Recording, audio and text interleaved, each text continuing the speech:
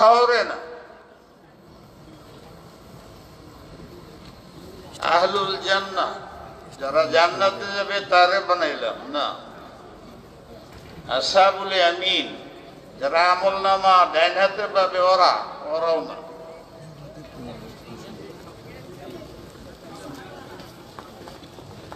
সিদ্দিকিন, শুহাদা, সালিহিন না। মুত্তাকিন, মুহসিনিন, শাকিরিন অনেক আছে। মুকসিতিন, ওদেরে বানাইলাম না।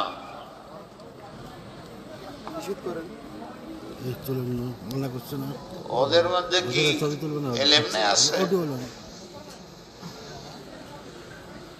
প্রথম শর্ত হলো আলেম হইতে, যাকে শরীয়তের ভাষায় আলেম করে। ওইটার জন্য মাদ্রাসা তৈরি করা হয়েছে।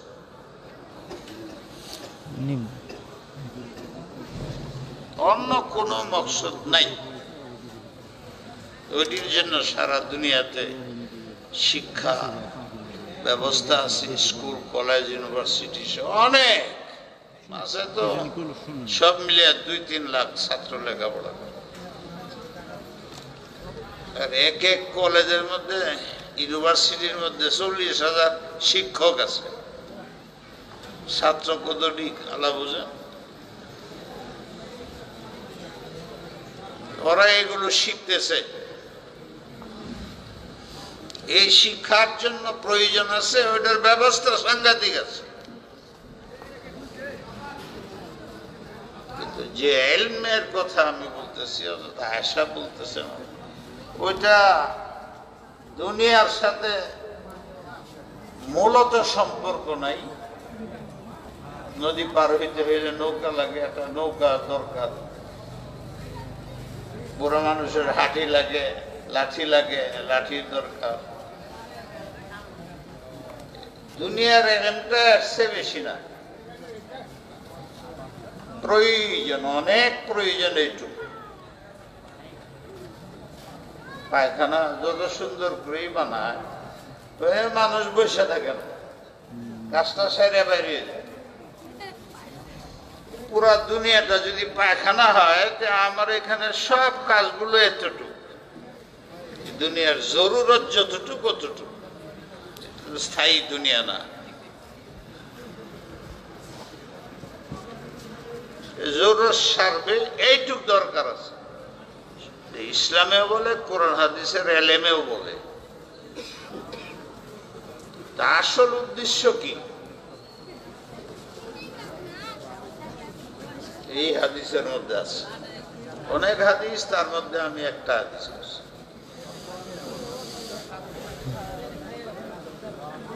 লা ইয়াদখুলুল জান্নাহ আহাদ বিআমালিহি। তুমি যা আমল করতেছো, আমলের একটা সূরত আছে, এটা তো দেখা যায়। একটা সিরত আছে ভিতরে, এটা দেখা যায়। শরীরটা দেখা যায়, কিন্তু আত্মাটা দেখা যায় না। এর যদি আমি জিজ্ঞাই, সবাই বলবে আত্মার দাম বেশি, কিন্তু দেখা যায় না। আমলের একটা সূরত, চিত্র, এই যে আমাদের দেখা যায়। আমার চামড়ার নিচে কি আছে কেউ জানি না। আমলের সূরত দেখা যায়, আমলের আত্মা আছে কিনা এটা দেখা যায়।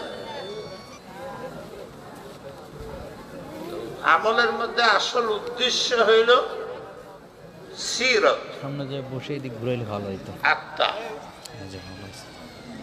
সহজে বুঝলে এটার নাম ইখলাস। ইখলাসের মানে আল্লাহ ছাড়া আর কিছু চাই না। মাহমুদুল হাসান সাহেব, আল্লাহ ছাড়া আর কিছু চাই না। চাকরি না, বেতন না, কিচ্ছু না। কি চাও? আল্লাহর চাই। ওই এলেমের বৈশিষ্ট্য এটা।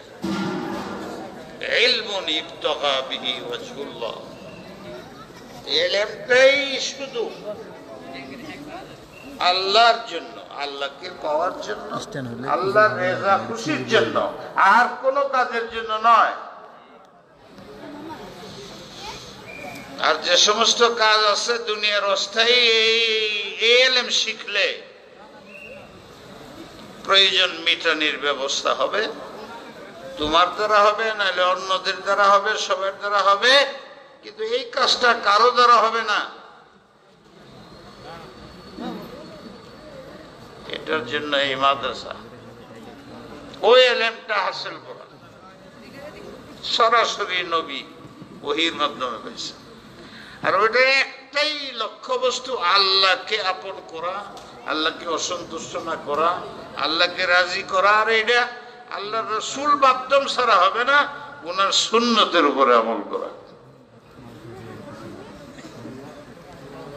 আল্লাহ পাক আমাদের সুন্নতের উপরে আমলের তৌফিক, আল্লাহ আমাদের ইখলাস দেখ, যে বলে তাকেও কঠিন তার জন্য বেশি, যে শুনে তাকেও।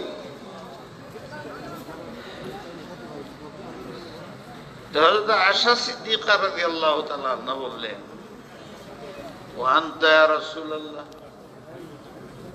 কেউ আমলের দ্বারা জান্নাতে যাবে না, আপনি করেন কি? স্ত্রীদের কাছে দিন ভাগ করে করে হুজুর যেতেন, মেসালান উপমা, এখানে একদিন, ওখানে একদিন, ওখানে একদিন। এক তো স্বামী আর একটা হলো নবী। এক সপ্তাহ পরে আমি স্ত্রীর ঘরে, নবী আসবে, আমার স্বামী আসবে, আমরা এক দুজনের তো ঝগড়া লাগে, এদের মধ্যে আবার ঝগড়া নেই।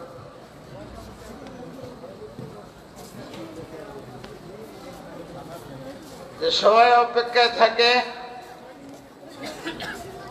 নবী আমার সিনায় আসবে, আমার কাছে আসবে, আমার সাথে বলবে।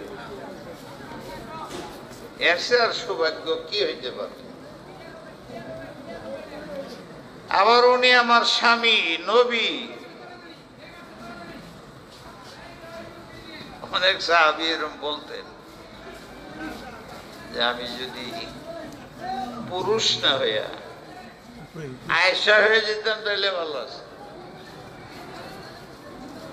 ওয়াজদের মাঝে আয়েশা এরকম মিডিয়ার মধ্যে দাঁড়ায় বলতেছে, ইয়া লাইতানি কুনতু আয়েশা,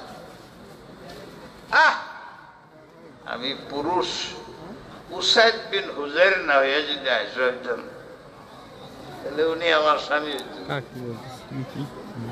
কেমন মোহাব্বত, কেমন লজ্জাও নাই, কিছু নাই, সবার সামনে চিৎকার দেয় লাগছে। সাহাবাদের মোহাব্বত ছিল, কিন্তু উনি ওই যে খুব এলেমওয়ালা ছিলেন, না বুঝলে নবীরে সাথে বুঝিয়া পরে সাথে মাদ্রাসার ছাত্ররা ক্লাসে তো বসো কম, খুব কম, মন থাকে বাইরে, মাথা নষ্ট হয়ে গেছে। হাদিস পড়তেছে, মন অন্যদিকে, একটু আগে যাইতে পারবেন ভাই, না একটু আগে যান তো, আমার একটু পড়াইতেছি আমি, মন অন্যদিকে। টেলিফোন এসে গেছে, বুখারীর সবক বাদ দিয়া টেলিফোনে কথা কয়, 10 টাকায় বসে। তিনি ছাত্ররা দেখে, উস্তাদে করে, ছাত্ররা দেখে, আরো ছাত্র বেশি করে। এখন তো নিষেধ করলে উস্তাদের বিরুদ্ধে লেগে এমন অভ্যাস হয়েছে। আমি বলি যে পৃথিবী এখন চরম দুরবস্থা থাকা সত্ত্বেও এখন পর্যন্ত বলে না কেউ মাদ্রাসার ছেলেরা নেশাগ্রস্ত, উস্তাদরা নেশাগ্রস্ত, এই কথাটা বলে না। ঠিক, শরাব খায় বা নেশা খায় থাকতে পারে, কিন্তু এটা এখন পর্যন্ত পাবলিকের মুখে আসেনি। কিন্তু এর চেয়ে মারাত্মক নেশা এটা মাদ্রাসাও ছাড়ে নাই, পীর সাহেবদেরও ছাড়ে নাই, আলেমদেরও ছাড়ে নাই, মুসলমানদেরও ছাড়ে নাই, যুবক যুবতীরা ছাড়ে নাই, বৃদ্ধ বৃদ্ধারে ছাড়ে নাই, ওয়াইজরে ছাড়ে নাই, দায়ীকে ছাড়ে নাই, শেখুল হাদিসের ছাড়ে নাই। এর নাম হইল স্মার্টফোন। এই নিশার কারণে বহুত এলাক ভিতরা দিয়েছে। জামাত ছেড়ে দেওয়া বাদ দিতে পারে,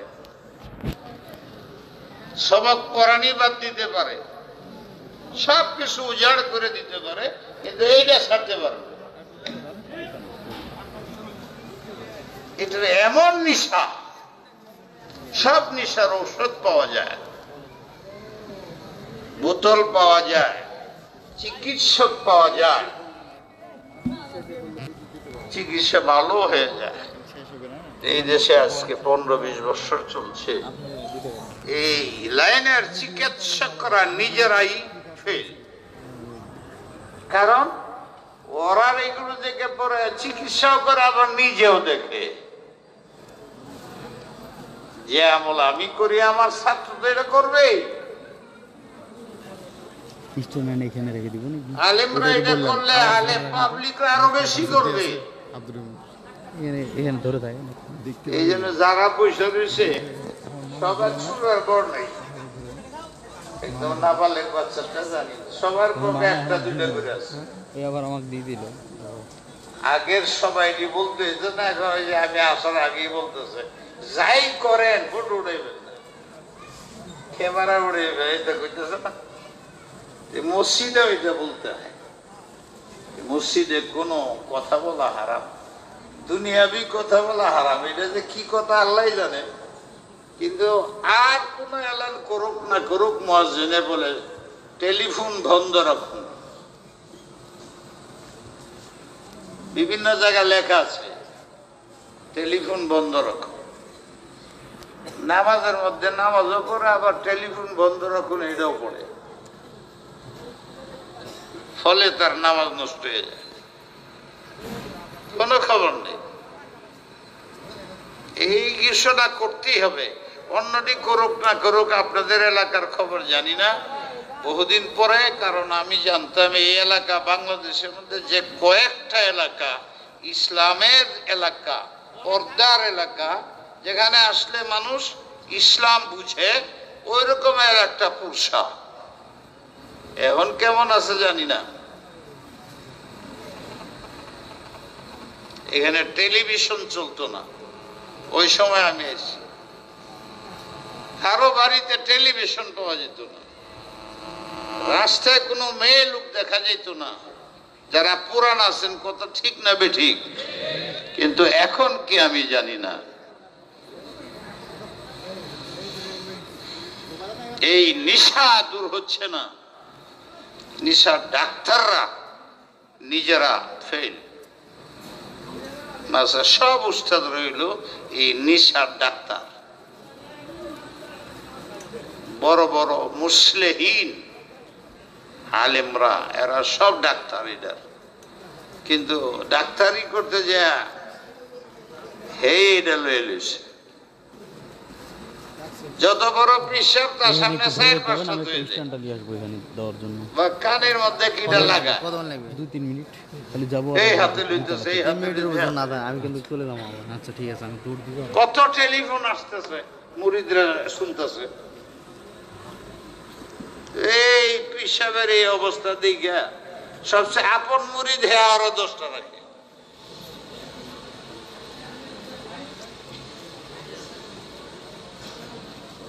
হারাম হালাল নেই, এখন তো কইতেছে তামুল হয়ে গেছে, সবাই করে, বাদ দেওয়া যেত না। কোটি কোটি টাকা বাঁচে, আর আর টাকা ব্যবসায়ীদের বেঁচে যায়। আমেরিকা যেতে হয় না, টেলিফোন করলে কাজ হয়ে জায়গা, অর্থনীতির বিরাট লাভ, আর আর খার টাকা বেঁচে যায়। এখান থেকে টেলিফোন করে কোটি টাকার ব্যবসা চলছে, কোটি টাকা। এই সমস্ত মুসলিহাত দেখায়া কোন মাদ্রাসার মিটিং নাই, খতমে বুখারি নাই, ছোট্ট বড় রাজনৈতিক অরাজনৈতিক মিটিং নাই, সবগুলোর মধ্যে ভিডিও আর ফটো থাকবে। কেন? লাভ আছে, ফায়দা আছে। এই আমি ওয়াজ করতেছি, ভিডিও করা হয়তো একসাথে 1 কোটি লোকে দেখবে। এখানে যারা পয়সা রয়েছেন 1000-1200 2-3000, কিন্তু একটা ভিডিও লাগাই সারা ওয়ার্ল্ডে শুনবে, ফায়দা শেষ নেই। আলেমরা বলতে থাকে এই লাভ, এই লাভ, এই লাভ।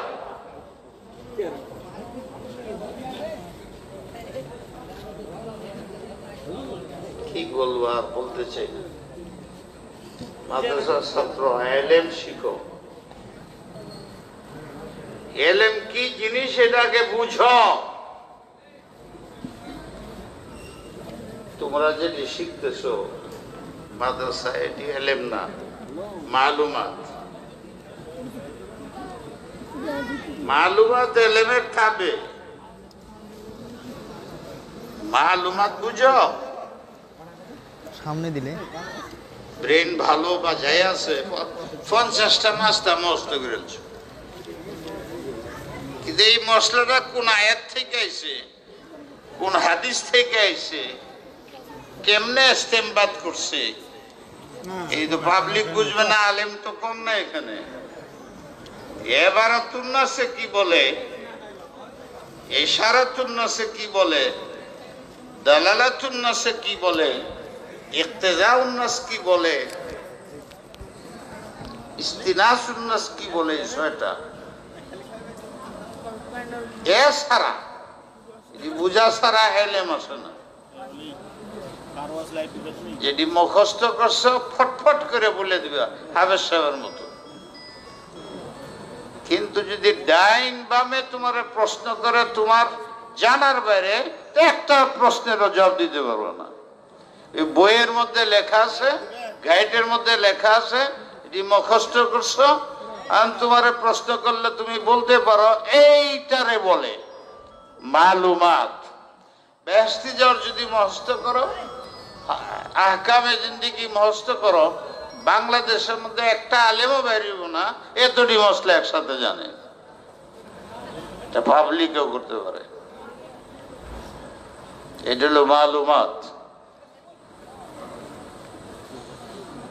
এ তোমারে যদি জিজ্ঞাসা করি, বলো কি আল্লাহ, নাস্তিকরা বলে আল্লাহ কাল্পনিক, এটার একটা জবাব দাও। পারবে?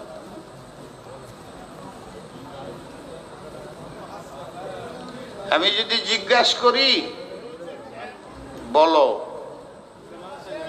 যালিকাল কিতাব লা রাইবা ফি হুদাল লিল মুত্তাকিন, এই যে কয়েকটা শব্দ আলিফ লাম বাদ দিলাম, যালিকাল কিতাব লা রাইবা ফি হুদাল লিল মুত্তাকিন, এই 3টা শব্দের মধ্যে ইবারাতুন নাস কি, ইশারাতুন নাস কি, দালালাতুন নাস কি, যদি পাবলিক বুঝতেছেন না, আলেমরা বুঝতেছে, ইলতিজামুন নাস কি বলতে পারেন, ইস্তিসার নাস কি বলতে পারেন। আমি যদি বলি আল্লাহ রাসূল বলছেন আল কুফরু মিল্লাতুন ওয়াহিদা, সব কাফেররা এক থাকে, ওদের মধ্যে আমরা বলি সব কাফের এক, আমরা আমাদের মধ্যে ঝগড়া কলহ, কত মাদ্রাসা ভাঙতেছে, কত মসজিদে গন্ডগোল, কত তবলিগ গায়রে তবলিগ কেরে তার এইখানেই গন্ডগোল, সব জায়গায় গন্ডগোল।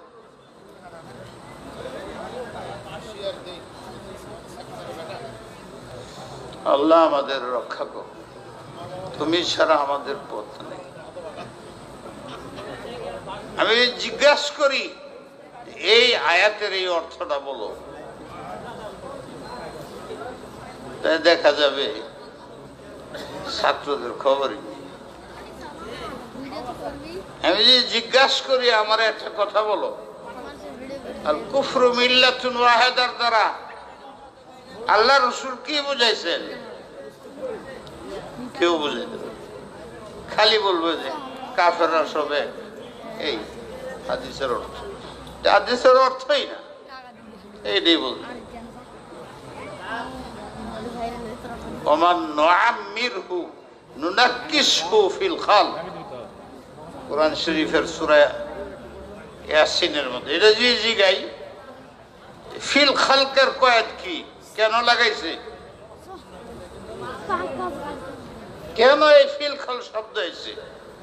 মানে নুআম্মিরহু নুনাক্কিসহু, শেষ। যারা বৃদ্ধ হয় এরা দুর্বল হয়ে যায়, জানা কথা। এটা আল্লাহ কেন বলবো? নুআম্মিরহু নুনাক্কিস, বুড়া হইলে মানুষ দুর্বল হয়ে যায়, ঠিকই তো। এটা বলার তো দরকার নাই, এটা দেখতেই আছি।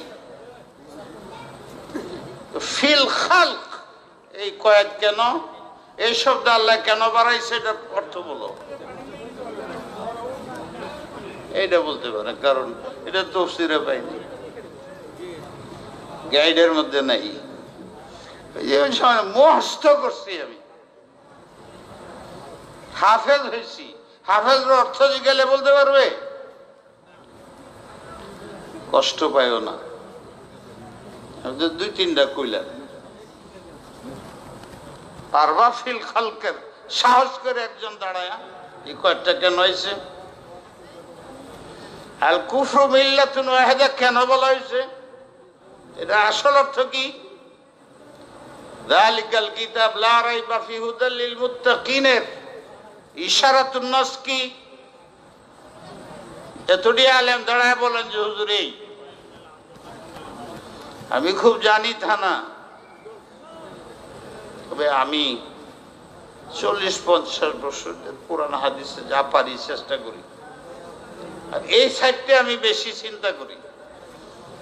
এমন কোন প্রশ্ন যদি আসে অতীতে ছিল না, প্রশ্ন হয় নাই, আর এই যুগে যদি হয়ে যায়, এই প্রশ্নের জবাব তো আমাকে দিতে হবে। এটা চিন্তা করে আমি মাঝে মধ্যে এটি বানাই।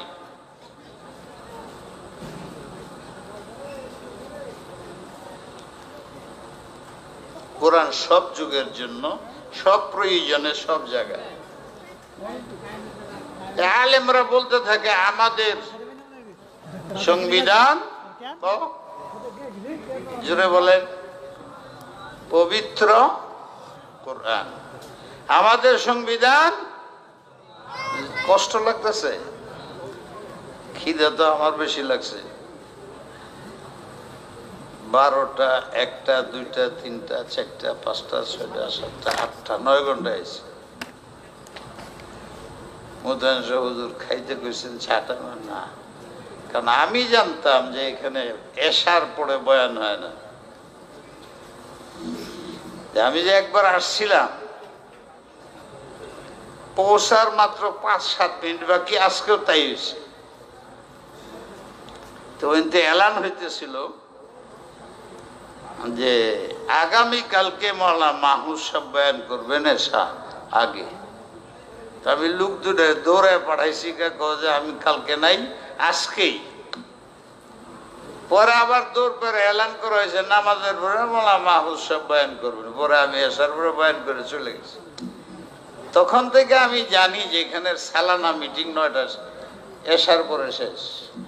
রাস্তায় বারবার জিগেছি, এরারেও জিগেছি, এই তো সবার সময় নাই। এখন জিগেলাম, কেন হুজুর আরেকজন বক্তা আছে, তাহলে কিছু চেঞ্জ হয়েছে মনে হয়। এই জানি আমি প্রথমবার যে আসছিলাম, এই দুঃখের কথা। এখন নামটা মনে আছে, আব্দুল আজিজ, আব্দুল হালিম আছেন না নাই, কই জানি আছে।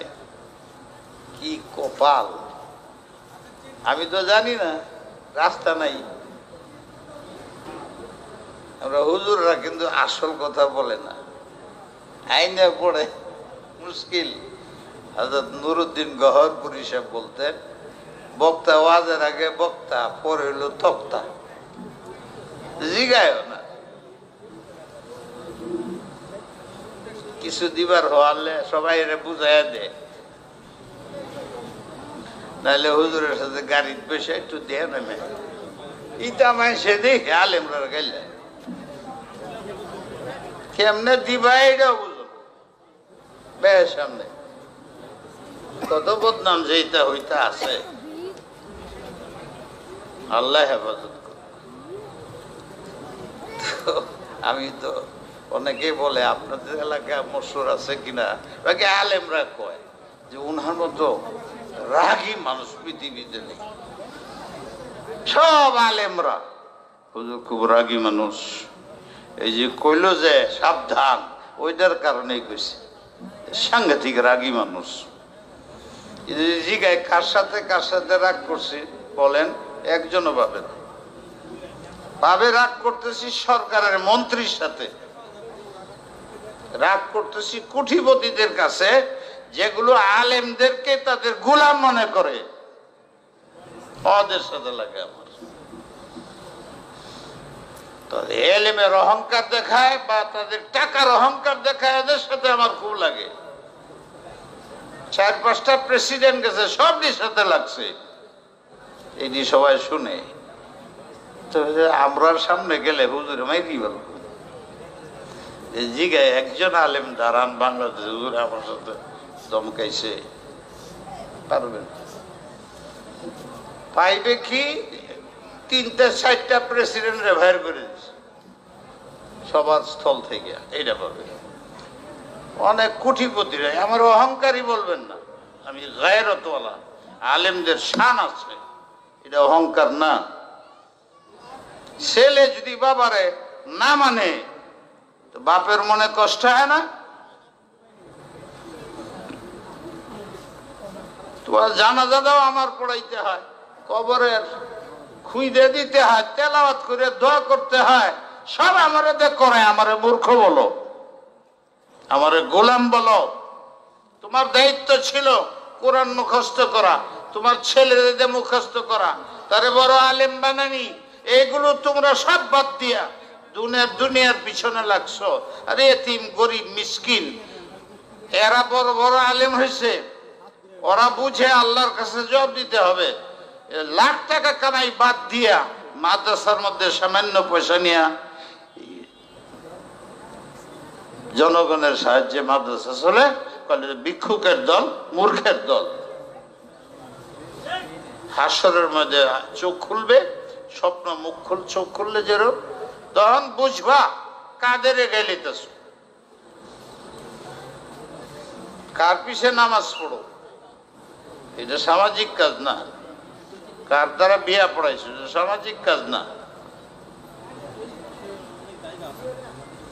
আল্লাহ আমাদের বুঝবার তৌফিক দান।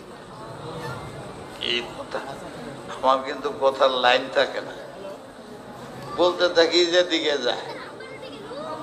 হযরত থানভী বলছেন, আলোচনা বিষয় ঠিক করে ওয়াজ মাহফিলে ওয়াজ করা যায় না।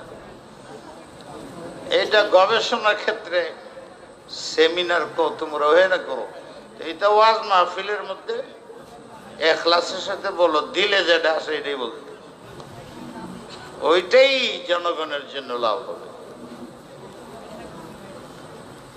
যাই হোক, আমি ছাত্রদের বললাম এলেম হাসিল করো, মালুমাত নয়। মালুমাতের জন্য মাদ্রাসা এগুলোর কোনো দরকার নেই। এটা দল আছে আমাদের দেশে, এই এলাকাতে আছে কিনা জানি না,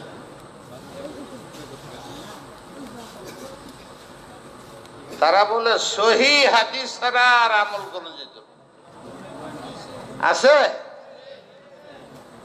এখন ফেসবুকের মধ্যে যে মারামারি হইতা আছে,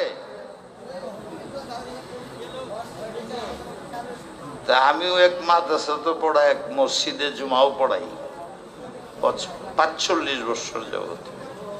শতকরা কমপক্ষে 90 জন হইল সরকার, মন্ত্রী, মিনিস্টার, এমপি, প্রেসিডেন্ট, হের নামাজ পড়ে।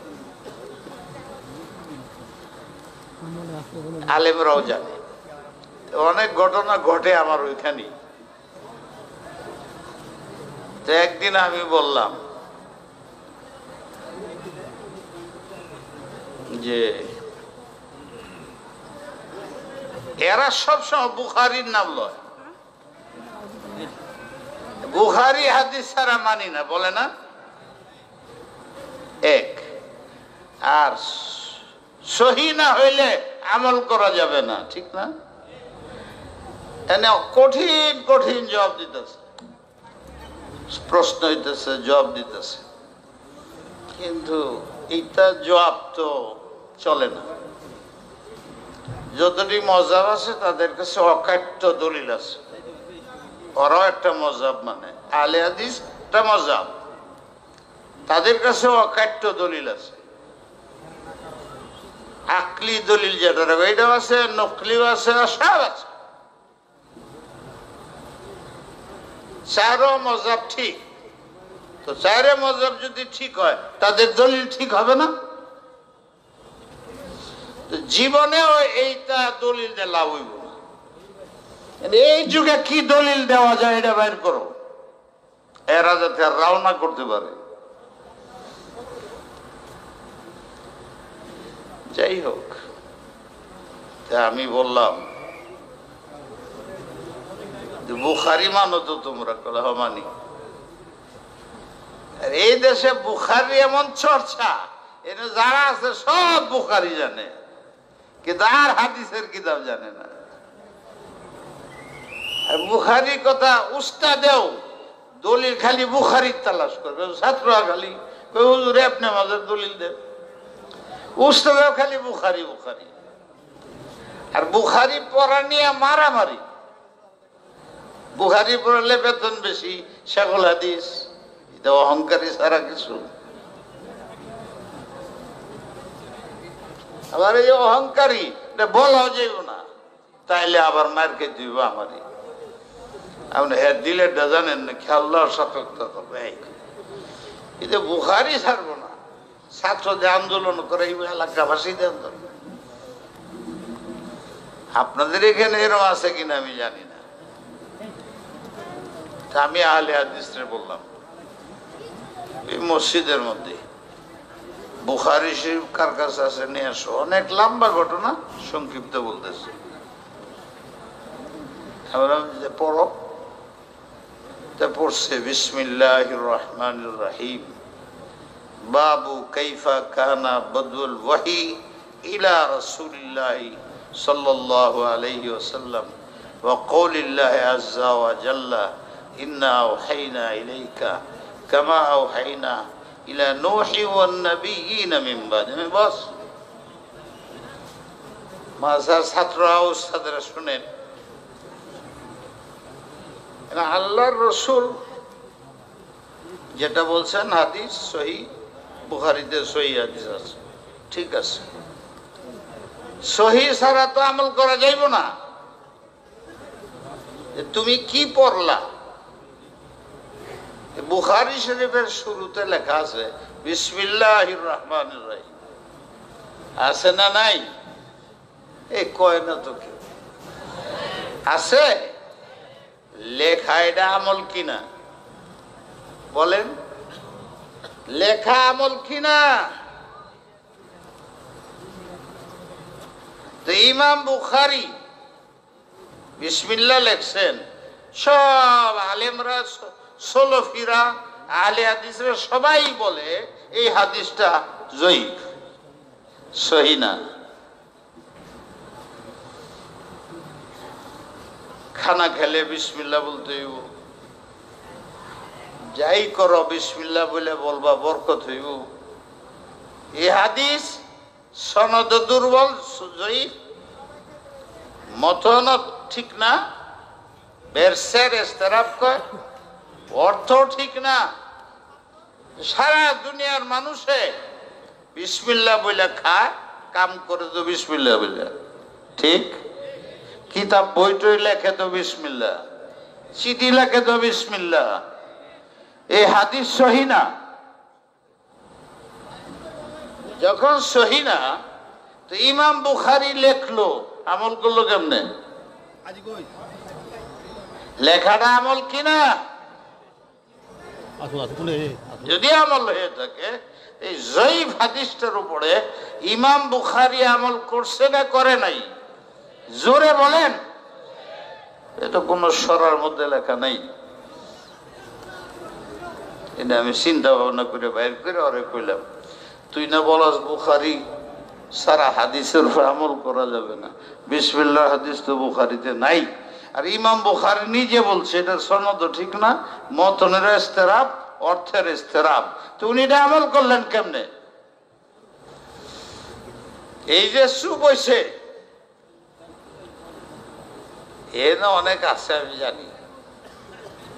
আমি বলে গেলাম তোমরা আমার ছাত্র, জীবনে শোনো না এই জবটা, ঠিক করে রাখো। যে ওরা আসবে, এ তোমাদের বুখারী সে বিসমিল্লাহ লেখছো কে? এ হাদিস জয়ীফ, লাইসা সহিহান। সর্বশেষ সিদ্ধান্ত, লাইসা সহিহান দুনা সহিহ ফাওকা যায়ীফ ওয়াল হাসান, লাইসা সহিহান। হাদিস সহিহ না এটা। ইমাম বুখারী আমল করে কেমনে? আমি যখন এদের পালায় পড়ছি, এরা খালি মানে দলিল দে দলিল দে দলিল দে, তখন আমি এইটা চিন্তা করে বের করছি।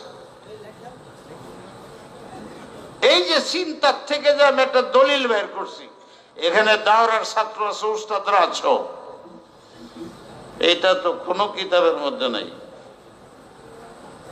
এই হালাতের কারণে বুঝা আমি এটা আমার দিলে আল্লাহ ঢালছে। এটা এমন কঠিন দলিল হয়ে গেছে সারা ঢাকায়, বিশেষ করে এইটা বললে এরা এখন বুখারী বুখারী করে না। তোমরা সব বুখারীতে বিসমিল্লাহ বাদ দাও, জয়ীফ হাদিস। আমি যেভাবে বলছি, আমি মনে করতেছি যে পাবলিক যারা, আপনারাও বুঝছেন। আরো কথা আছে, একটা বললাম কারণ ছাত্রদের জন্য এটা কাজে লাগবে। এই যে আমি একটা নুকতা বের করলাম, এটা আমার এলেমের থেকে বের হয়েছে, মালুমাত থেকে না। মালুম মানে জানা থেকে। আমি যদি বলি যে এই লোকটার কাছে 1 কোটি টাকা আছে, আপনি যদি বলেন হুজুরের কাছে 1 লাখ টাকা আছে, এটা আপনার কি লাভ হইল? যারা শুনাইলেন কি লাভ হইল? এখন তো আরো ভয়, রাস্তার মধ্যে গুলি করে দেয় কিনা, ডাকাইতে ধরে কিনা।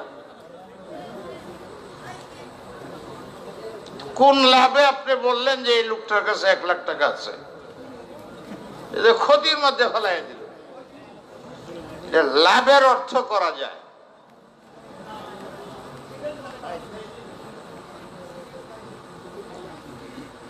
একজনে এসে আমারে বলতেছে যে হুজুর, আমি খুব অভাবী,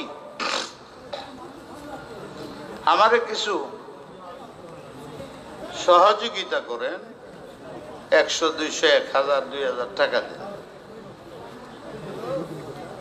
আমার কাছে নাই দেওয়ার মতো। হাদিসে আছে, তুমি যদি পরামর্শ দাও, কাউকে উদ্বুদ্ধ করো গরিবকে সাহায্য করার জন্য, তাহলে যে সাহায্য করবে সে যে সব পাবে, তুমি যাদের পরামর্শ দিলা তুমি সমান পরিমাণ সব পাইবা। হিংসা করো না, যদি পারো সাহায্য করার, এটাও একটা নিয়ম। তাইলে এনে একটা অর্থ করা যায়। হুজুর আমারে কিছু টাকা দেন। ভাই আমার কাছে তো নাই। ওই যে লোকটা খাবে রয়েছে 1 লক্ষ টাকার মালিক, এইটার একটা ইঙ্গিত অর্থ হয় কি, যে আমি তো পারবো না, বাকি ওই যে উনি দাঁড়ায় রয়েছে না, উনি লাখপতি এবং খুব দানবী, তার কাছে যাও পাবে।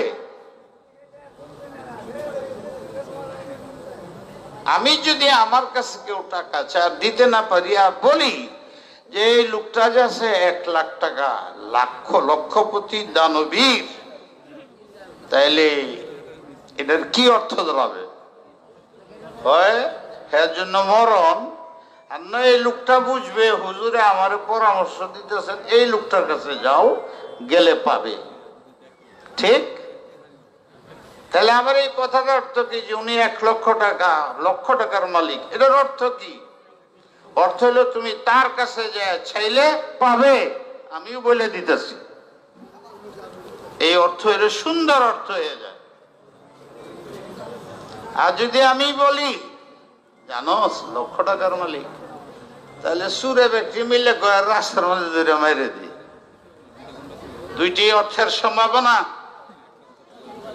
কিন্তু এটা গোপন অর্থ হলে এই তুমি আমার কাছে চাইতেছো, আমি দিতে পারবো না, উনি খুব লক্ষপতি, খুব দানবীর, যাও ওনার কাছে চাও, পাবে। তাহলে অর্থ ঠিক, উনি লক্ষপতি ঠিক, কিন্তু এই শব্দের দ্বারা বোঝা যায় না উনি 1 লক্ষ টাকার মালিক, এতে কিছুই বোঝা যায়। এইটা গোপন অর্থ করতে হবে। এটার অর্থ কি? 1 লক্ষ টাকা, এর অর্থ হলো তুই আমার কাছে না চায়া তার কাছে যা চাইলে পাবে। এটার ইশারাতুন নজ বলে, ইঙ্গিত বলে।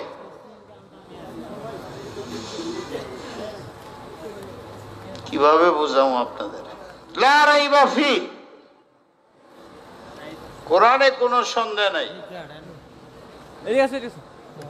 এটা কেডা না জানে?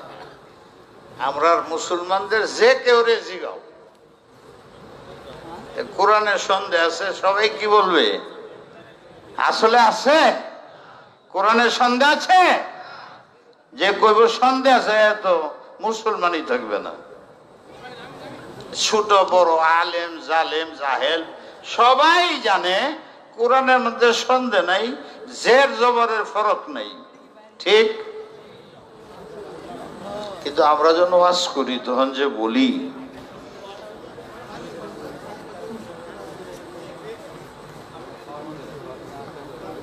আল কোরআনের আলো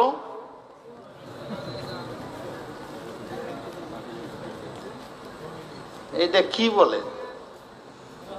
ইসলাম জিন্দা হতা হ্যায়, জোরে বলে নাকি? জোরে? হ্যাঁ, এটা সবাই কয় না, দেখা যায় বেলাইনে কথা কইতেছে। ইসলাম জিন্দা হতা হ্যায় হার কারওয়ালা কে বাদ, এই স্লোগান দিতেছেন না? আমাদের সংবিধান জোরে বলে? কোনদিন চিন্তা করছেন সংবিধান বদলে না বদলে না? সংশোধন করা যায় না যায় না? কোরআন সংশোধন করা যায়? এটা সংবিধানের লোক কেমন? সংবিধানের উপরে নিচে লাস্টে প্রথমেই লেখা থাকে এটা পরিবর্তন যোগ্য। এই যে গ্যাসের সরকার এক সংবিধান বানাইছে বদলায়া, এখন আরেক সরকার আছে পতনের পরে, তারা ওই আগের সংবিধান বদলাইতেছে। তাহলে সংবিধানটা, এটার পরিভাষাটা, এটার মধ্যে লেখা থাকে পরিবর্তন যোগ্য। অন্যটি কিছু না হইলেও সংবিধান পরিবর্তন করা যায়। কোরআনকে পরিবর্তন করা যায়? জোরে বলেন। এটার সংবিধান বলেন কেমনে? আমি যদি উস্তাদ হইয়া আলেম হয়ে এগুলো বলি, তা আমার ছেলেরা কি করবে? কি করবে আমার ছেলেরা?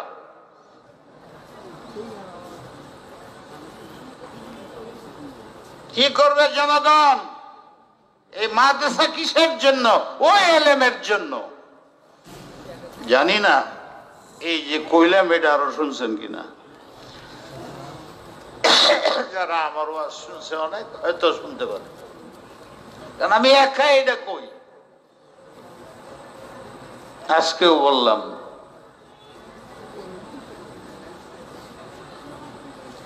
ইসলাম জিন্দা হতা है हर करबला के बाद। কুফরি কথা।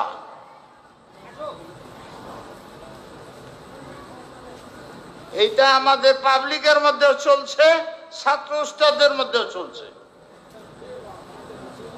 বক্তারা বলতেছে, নারায়ে তাকবীর দেখে উল্টে হেলতেছে। এটা কাদের স্লোগান? যারা বলে সব সাহাবী কাফের, আবু বকর কাফের, উমর ফারুক কাফের। কোরআনে আল জিপ্তে তাগুত, জিপ্ত মানে আবু বকর, তাগুত মানে উমর। উসমান গনি কাফের, সে এক মহিলার উপরে আশেক ছিল, মারা গেছে, কবরে দাফনের পরে গোপনে গায়ের সাথে জিনা করছে। আলী রাদিয়াল্লাহু তাআলা আনহু কাফের। কেন? আবু বকর কাফের, উসমান কাফের, আলী, আবু বকর কাফের, উমর কাফের, উসমান কাফের, আলী তাদের মানলো কেন? এলাকে সব কাফের। এই তিন যুগ, চার যুগ আর হাসান রাদিয়াল্লাহু তাআলা আনহু, এছাড়া এর পরের থেকে ইসলাম নেই। এই তিন যুগ, আবু বকর যুগে ইসলাম নেই, ছিল না পৃথিবীতে, ইসলাম নেই। কোরআন 40 পারা, এরা বদলে 30 পারা করছে। তা কি কয় তারা? তা আবু বকর জিপ ছিল কাফের, উমর তাগুত ছিল কাফের, উসমান গনি জিনাকার কাফের, আলীও কাফের, হাসান কাফের না। কিন্তু ওনার সাহস আছেন না। এই যুগ পর্যন্ত পৃথিবীতে ইসলাম ছিল না। হুসাইন রাদিয়াল্লাহু তাআলা আনহু, হাসান, হাসানাইন, হুসাইন হাসান রাদিয়াল্লাহু তাআলা আনহু, আমার 100 কোটি জীবন তাদের জন্য ফেদা, কুরবান করতে রাজি আছি। যেভাবেই হোক শহীদ হয়ে গেছে। শিয়ারা ওনাকে ইমাম মানে।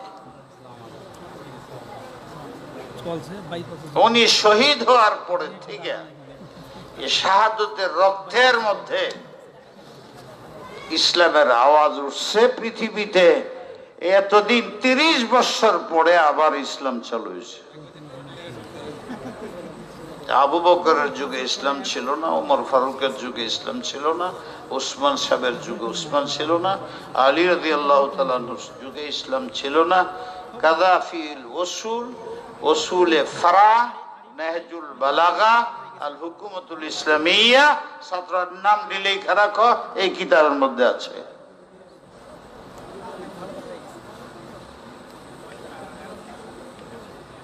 যদি এটাই সত্য হয় তাহলে হুজুরের পরে ইসলাম ছিল না। এই জন্য তারা বলে ইসলাম জিন্দা হতা হ্যায় হর কারবালা কে বাদ। কারবালার পর থেকে ইসলাম জিন্দা হয়েছে, এর আগে ইসলাম ছিল না। আবু বকর সিদ্দিকের যুগে ইসলাম ছিল কিনা? ওমর ফারুকের যুগে ছিল কিনা? হযরত উসমানের যুগে ছিল কিনা? আলী রাদিয়াল্লাহু আনহুর যুগে ছিল কিনা? কারো দ্বিমত আছে? তারা বলে ছিল না, এরা সবটি কাফের। ওরা বলে ইসলাম জিন্দা হতা হ্যায় হর কারবালা কে বাদ। এইটা আমাদের মাদ্রাসা কেমনে ঢুকলো, ছাত্রদের মধ্যে কেমনে ঢুকলো, উস্তাদের মধ্যে কেমনে ঢুকলো? এই স্লোগান।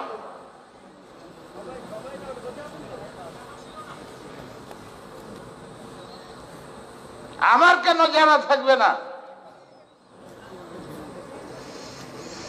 শেখুল হাদিস, মুফতি আজম, আমি কেন বলি এটি? আমার ছেলেরা কি করবে? ছেলে তো এখনো কমি মাসের ছেলেরা উস্তাদদেরকে মা বাপের উপরে স্থান দেয়, ওদের পাউটি বেঁধে মাথাটি বেঁধে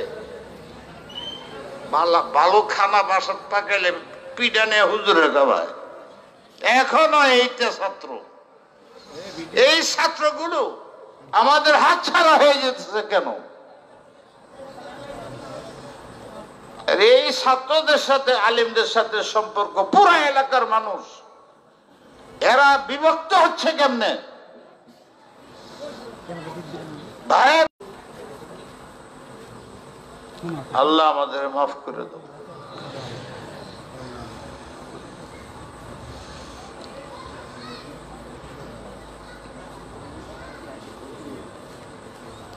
আমি কয়টা মিশাল দিব এটা শুনে যান। এই আশায় যে এই শব্দগুলো ছাত্র আমি তো বইলে গেলাম, উস্তাদরা আমি তো বইলে গেলাম, আপনারা দেখেন কিতাব টিতাবে কথাটা ঠিক না যদি ঠিক হয়ে থাকে লজ্জা নাই বলেন যে না এই স্লোগান ঠিক না, তা না হলে এটা তো সর্বনাশ হয়ে যেতেছে। এই কারণে যাদেরকে আমরা বলি যে এটি যারা বলে এরা কাফের, হেরা আমাদের মাথার উপরে শহর হইতেছে, গলত বুঝাইতেছে। এই আল্লাহ আমাদের হেফাজত করুক। লা রাইবা ফি, কোরআন যদি সন্দেহহীন হয়ে থাকে তো এটারে সংবিধান বলেন না, কেউ পরিবর্তন হয়। কথা কি আমি ভুল করলাম নাকি? এত আসতে বলেন, ভয় লাগে। কোরআন কইলে মানুষের চিনে না চিনে না, সংবিধান তো বাংলাদেশের মানুষে বুঝে, পাকিস্তানের মানুষও বুঝে না, এরা কয় দস্তুর। বিশ্বের কোথাও সংবিধান কইলে বুঝে না, লোকেদের ইংরেজি লিখতে হয়। এই বাঙালি যারা আছে এরা বুঝাইতে বুঝে, এরা কিছু বুঝে। 60% মানুষ সংবিধানের অর্থ এখনো বুঝে না বাংলাদেশে।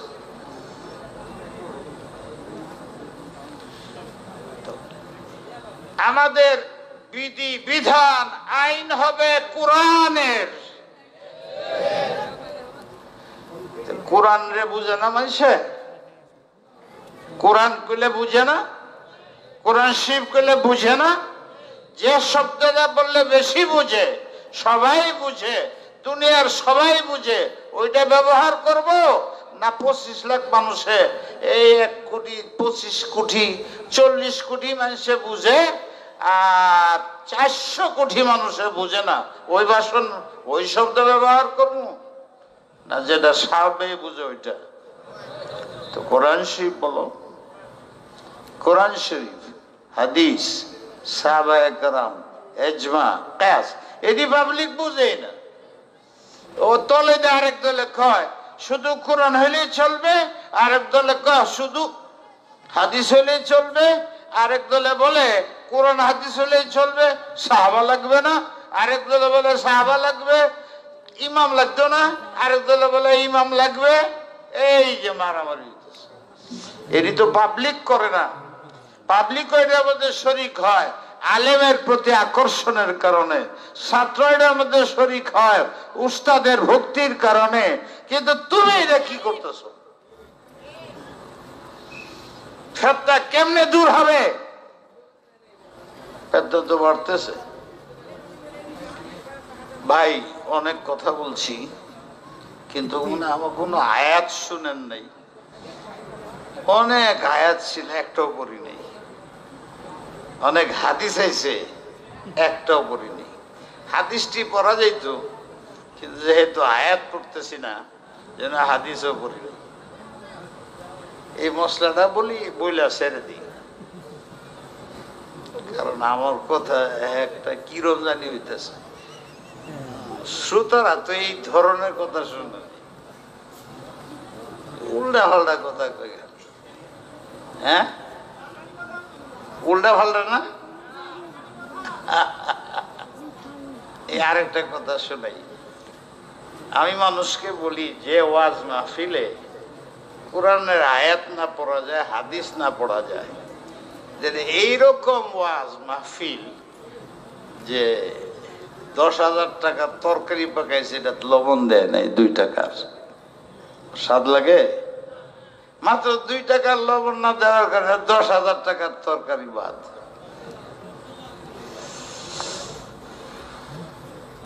যে এরকম মজলিস হয়, আয়াত নাই, হাদিস নাই, আমার অনেক জায়গায় যদি কেউ তেলাওয়াত করতে থাকে আমি না করে দিই। কেউ বুঝে না হুজুরে উল্টা ফাল্টা কথা কয়, উনি কোরআন বিরোধী, কোরআনটাও পড়বার দেয় না। আপনাদের তো কইলাম না যে একবার আসছিলাম ঠিক আসরের এসার আগে দেয়, পরে বয়ান করে খট্টর খট্টর মাস কি জানি মাসুম সাহেব ছিল না, রাজশাহী টিনের ব্যবসা করতো, মামুন সাহেব, খুব রাগ হয়েছি তার উপরে। সব আলেমরা হইলো যেত, এখানেও সব আলেমরা আসতো, ভয়ের সুদে পলাইছে। পরে একটা ট্রাক এনে দিছে, আমার লই এসে রাজশাহীতে ট্রাক দেয়া। সকালে উঠে দেখি সবাই একটা একটা কি জানি কয় হুন্ডা, এইগুলো দৌড়তেছে। এ তো জীবনে আমি উঠি নাই, আর আবার লজ্জায়। ওই যে কার নাম কইলেন, আব্দুল হালিম, আছে কি? না থাকলে তো দেখা করতো। হ্যাঁ, কি হয়েছে? ওইটা ছিল বাকি বিল্লা। এখানে যে ছেলেটা আমার হুজুর, আপনার আমার দায়িত্ব, আপনারা পিছিয়ে বসায়া রাজশাহী পৌঁছায় দেন। সর্বনাশ, দেখি যে আর কোনো রাস্তা নাই। বললাম যে 1-2 কিলোমিটার হাইটে যাও, ওখানে আমি উঠবো। তো এইভাবে হাইটে গিয়া উঠলাম, যাইতে একটা কি জানি এইভাবে নিচে 8-10 ফিট গিয়ে এইভাবে উঠতে একটা খালের মতো আছে। হেজন এবার দিয়ে টান দিছে, আমি পিছিয়ে দিয়ে পড়ে গেছি। এত গে উপরে উঠে পড়ছে। রাজশাহীর সবার ঘটনা। হেজায় দেহে আমি নাই, নেমে দেহে ধুলা টুলা, কই যে কি হয়েছে আল্লাহ জানে। কাপড় চুপড় সব প্যাক গিয়া উঠায় নিছে। এখন কি করি? এর মধ্যে আবার ভুলে জুতা পড়ে গেছে, এটা খেয়ালই নাই আমার লেগেছে, জুতা পড়েছে। 11টা ফ্লাইট ধরতে হবে। গেলাম, সারা শরীর বালু টালু, একটা পেরেশানি। যা শুনি 11টার ফ্লাইট 4টার সময়। আর কেউ হইলে বলতো কারামত হয়েছে। ওহেতে বাকি বিল্লা কইল না, বাকি সাহেব ওনার বাসায় গেলাম, কাপড় টাপড় ঠিকঠাক করে 4টার সময় এসে প্লেন দেশে। এটা হলো একটা সফর এখানের। এরপরে একটা সফর দিনের বেলা এখানে করছি, আর এইবার আসলাম 3। আরেকবারের কথা বললে কেউ সাক্ষী দেওয়ার নেই। একটা সময় ছিল এখানে তো বড় বড় আলেম, চিটাঙ্গের, হাটাজারি, পটিয়া সব বড় আলেমরা এখানে আসতো। তার একটা কারণ ছিল, কালেকশনের মেইন জায়গা এটা ধান। তো একজন আমার শাশুড় ছিলেন, 3 বার কুল হুয়াল্লাহু শরীফ পড়েন, বিসমিল্লাহির রহমানির রহিম, কুল হুয়াল্লাহু আহাদ আল্লাহুস সামাদ লাম ইয়ালিদ ওয়া লাম ইউলাদ ওয়া লাম ইয়াকুল লাহু কুল হুয়াল্লাহু আহাদ আল্লাহুস সামাদ লাম ইয়ালিদ ওয়া লাম কুল হুয়াল্লাহু আহাদ আল্লাহুস সামাদ। মোতায়েন সব নাই। যিনি পাগলের মতো আমার নিয়ে আসতেন, একবার গেছেন, অসুস্থ, মারা গেছে, আল্লাহ ওনারা জান্নাতে আলাম। তো একজন মানুষের নাম মাওলানা দৌলত আলী ছিল। বালিয়া মাছের নাম শুনছেন না? এই মাছের বাণী মোতাবেন ছিলেন 55 বছর। কেউ জানেন ওনার কথা? কেউ জানে? চিন্তার বিষয়। মৌলানা গিয়াসউদ্দিন সাহেবের কথা মনে আছে? ইনার আগে ছিলেন মৌলানা দৌলত আলী সাহেব।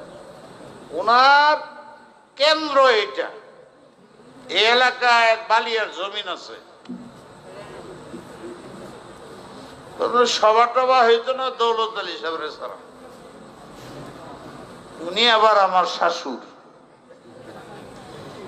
এরপরে আসছেন হযরত মাওলানা গিয়াসউদ্দিন সাহেব রহমতুল্লাহ আলাইহি। উনারও কেন্দ্র ছিল এখানে বালিয়ার। পরে উনারও তো চিনেন, একজন দাঁড়াইছে মাওলানা দৌলত আলী সাহেবের চিনতেন, এটা কেডা? মারাই গেছে 40 বছর আগে, কি চিনলে? একজনেও চিনে না। চিনছেন? ইনার কেন্দ্র ছিল এখানে, এই এলাকায় জমি আছে বালিয়া মাদ্রাসা। গিয়াসউদ্দিন সাহেব আসতেন। ইনার দুজন আমার মুরব্বী। এইটা আমার একটা আকর্ষণ ছিল, এরা সব এই কেন হাটাহাটি সব হুজুররা, ঢাকার বড় বড় হুজুর সব দেখি এখানে আসে, যে কারণেই আসে এনে বরকত আছে। আমার একটা কারণ আসার এটাও, আল্লাহ আমাকে আমার আশা যাওয়া এটা কবুল করে যেন জান্নাতের ব্যবস্থা করে দেয়। এই একটা মশলা কয়ে শেষ করি। কোরআন শরীফ তেলাওয়াত করলে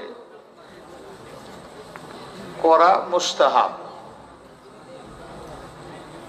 সুন্নতে গায়রে মুআক্কাদা জায়েদা, যেটারে মানুষের নফলও কয় মুস্তাহাবও কয়, তেলাওয়াত করা। নামাজের মধ্যে তো ইমাম সাহেবের উপরে ফরজ, মুক্তাদির উপরে না। আর একা নামাজ পড়লে মুক্তাদিরও তেলাওয়াত করা ফরজ, ওয়াজিব। এই জলসার মধ্যে কোরআন শরীফ পড়া এটি মুস্তাহাব, কিন্তু শোনা ওয়াজিব, শ্রবণ করা ওয়াজিব।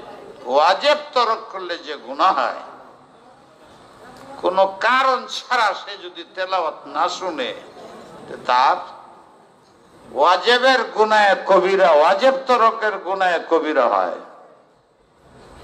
বুঝেন নাই? আমি কেউ তেলাওয়াত করতে থাকলে বন্ধ করে দিই। আমি নিজেও তেলাওয়াত করি নাই, লবণ ছাড়া সালন দিই। আর যেদিন পারি মনে হয় তো আগেই বলে ফেলাই, আজকে বলতে শেষ, ওয়াজি শেষ। আমি বলি, আমি যে তেলাওয়াত করতেছি, হ্যাঁ যে তেলাওয়াত করতেছে, মাহফিলের ভিতরের মাইক লাগে 10টা, বাইরে লাগে 20টা। অন্য অন্য অসুবিধা রইল, এখানে যে তেলাওয়াত করতেছে মাহফিলের মাইসে শুনে না, মঞ্চের মধ্যে বসে থাকে, কোনো গপ্প করে, অমুকরে নিয়ে আসো, অমুকরে খানা খাওয়াও, এইটা। মাঝার ছেলে ফেলেরা বক্তাদের খেদমত করতে হয়, ওরা নামাজেও আসে না।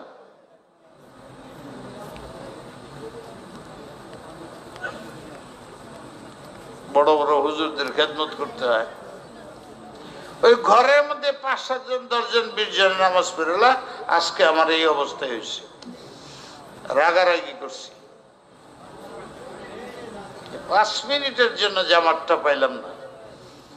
বারবার 10 বার বলছি যে একটু বলেন, আমি আইসে গেছি 3 মিনিট 3 টিটু বাকি আছে, আমি যাতে জামাতটা ধরতে পারি। জামাত তরক করিয়া ওয়াজ করার নিশা আমার নাই।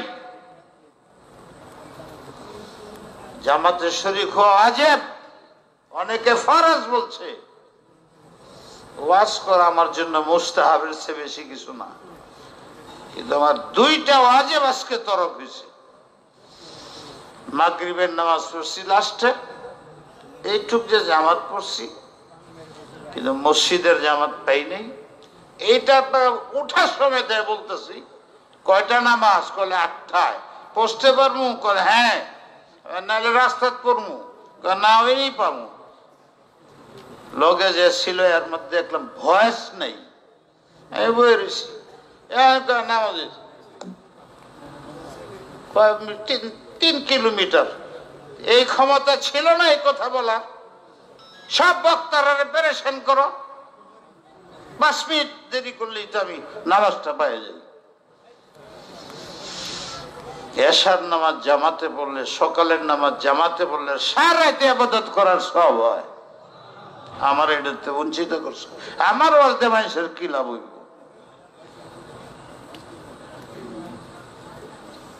সুন্নতে মুআক্কাদা, ওয়াজিব অনেকে ফরজ, এইটা সব বাদ দিয়ে ওয়াজ করতেছি। আরেকটা কয় সফর, এই সফর হইলে জামাত বাদ দিবা। পাবলিকের উপরে কি আসর হবে?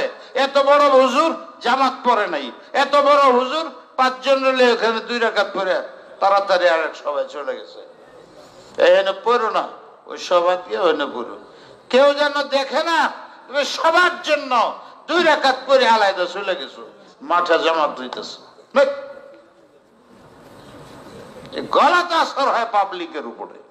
ওই পাবলিক আস্তে আস্তে আলেমদের শ্রদ্ধা করে না, সেও জাহান্নামী হয়, আমার কারণে হয়।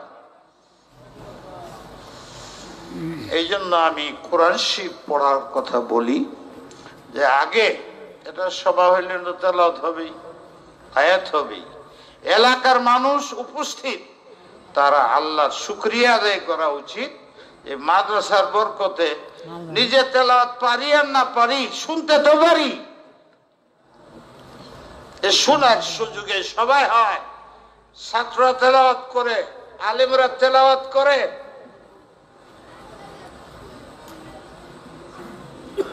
এক নম্বর অসুবিধা, তেলাওয়াত শুনে না, এরা সবই গুনাহে কবিরা করে। এই গুনাহে কবিরাটা করলো আমার কারণে। যদি আমি তেলাওয়াত না করতাম তো 1000 মানুষ গুনাহে কবিরা হইতো না।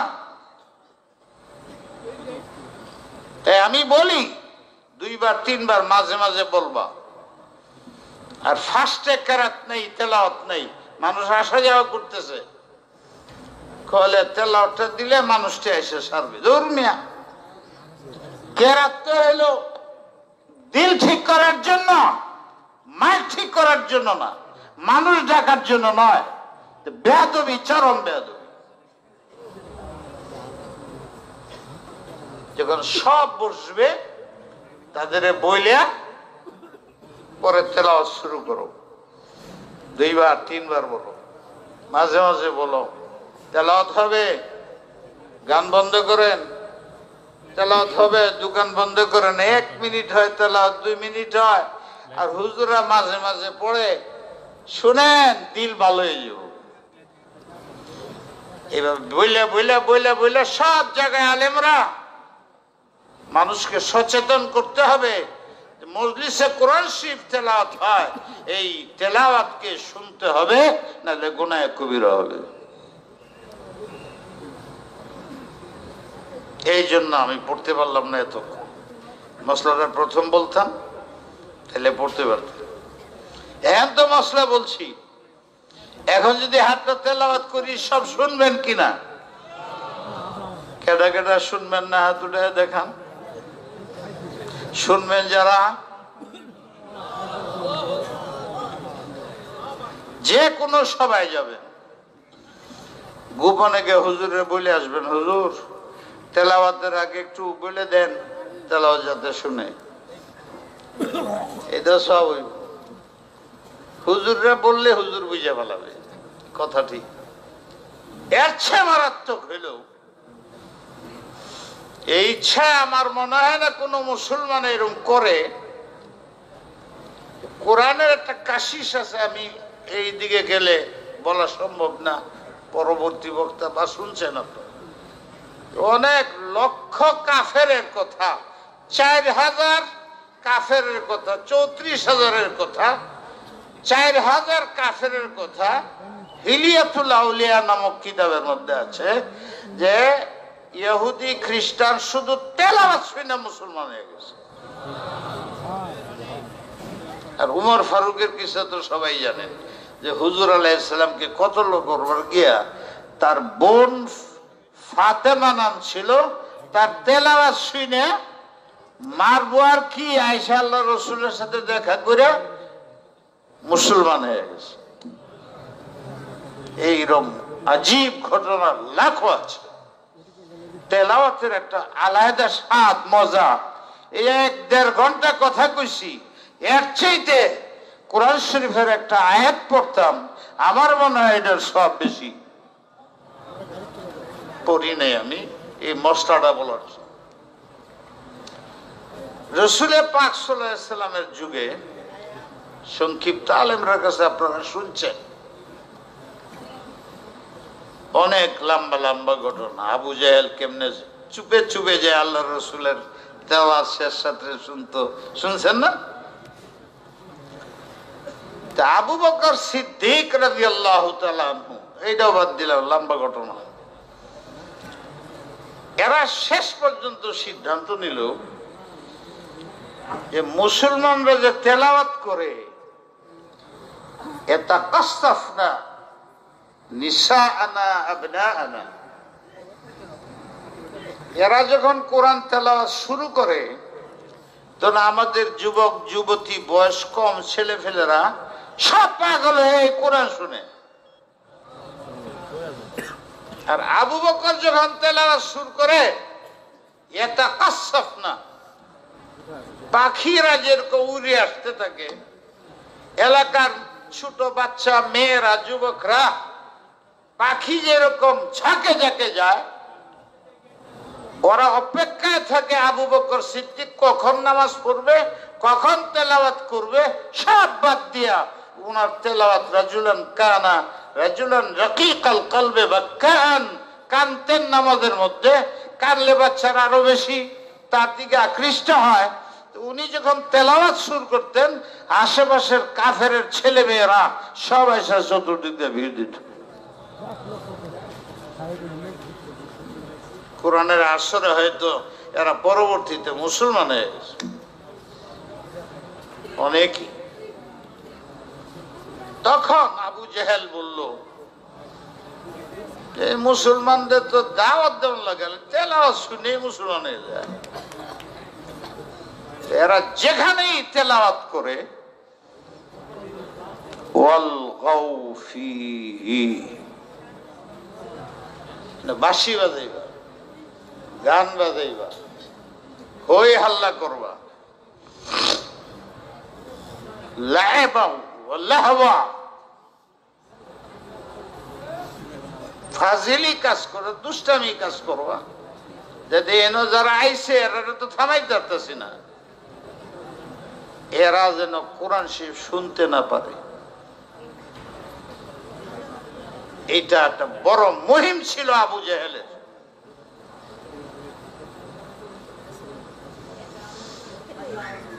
যেখানেই তেলাওয়াত হবে নেই ঘাম, যেখানেই তেলাওয়াত নেই হট্টগোল, চিল্লা চিল্লি, যাতে এই তেলাওয়াত কারো কানে না যায়।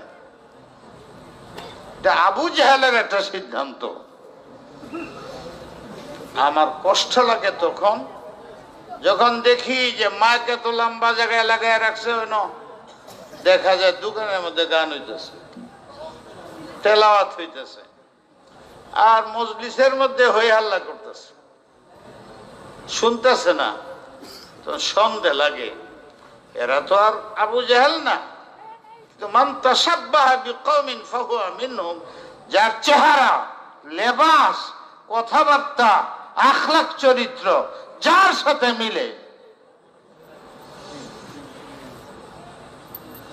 আচার আচরণ, কৃষ্টি, তাহজিব, তামাদ্দুন, সংস্কৃতি আবু জাহেলের লাগে মিললে তার হাসর আবু জাহেলের সাথে হবে। কাফেরের সাথে মিললে তার হাসর কাফেরের সাথে হবে। ফাসেকের সাথে মিললে তার ফাসেকের সাথে হবে। বেদাতির সাথে মিললে বেদাতের সাথে হবে। কাদিয়ানির সাথে মিললে কাদিয়ানির সাথে হবে, শিয়ার সাথে মিললে শিয়ার সাথে হবে। যারা নবীকে, নবীর ইসমত মানে না, নবীর সাহাবাদের আদালত মানে না, তাদের কিসমতে নবীর সাথে হাসর, সাহাবীর সাথে হাসর হওয়া সম্ভব না। তাদের সাথে আমাদের অনেক দূরত্ব। ওরা জীবন দিতে পারি নবীর ইজ্জতের জন্য, আমরা সব লুটিয়ে দিতে পারি সাহাবাদের ইজ্জতের জন্য। তাদের বাদ দিয়ে আমাদের কারোর সাথে মিল হয় না, হইলে এটা মুনাফিকি। আহলে সুন্নাত ওয়াল জামাতের একজনও বলবে না যেটা মুনাফিকি না, এ সম্ভব না। কারণ আমি আমার নবীকে নিষ্পাপ মানি, আমি আমার সাহাবাকে মেয়ার মানি, যে মানবে না সেটা কোনো মিলের প্রশ্ন আছে। বিয়া ছাড়া যেরকম বিবি ব্যবহার করা যায় না, আমার নবীকে যারা মানে না, বলে ভুল করে, অসৎ কথা বলে, সাহাবারা সব ভুল করে, সাহেব ইমামে ভুল করে, এদের সাথে আমাদের কোনোদিন হাজার চেষ্টা করলেও মিল হবে না।